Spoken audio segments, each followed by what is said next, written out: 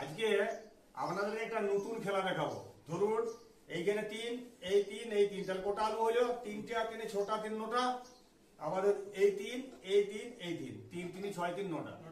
এইবার তোকে আমি এই একটি আলু দিয়ে দিলাম, অথচ সব দিকে ঘুরিয়ে তোকে 9টা করে দেখাতে হলে এই আলুটি দিয়ে দিলাম, ইয়ার পরে সব দিকে ঘুরিয়ে তুই 9টা করে দেখা, আলুটা খাওয়াতে হতো করে দেখা।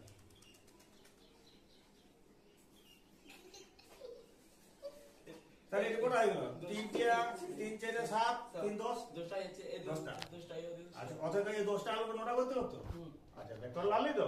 আচ্ছা দেখো, এবার আমি দেখাচ্ছি। দেখো, এই দুটো আলু দিলাম, একটা এই ধারে দিলাম আর একটা এই ধারে দিলাম। এবারে গুনে দেখা, চার দিয়ে গুণ কোটা হলো?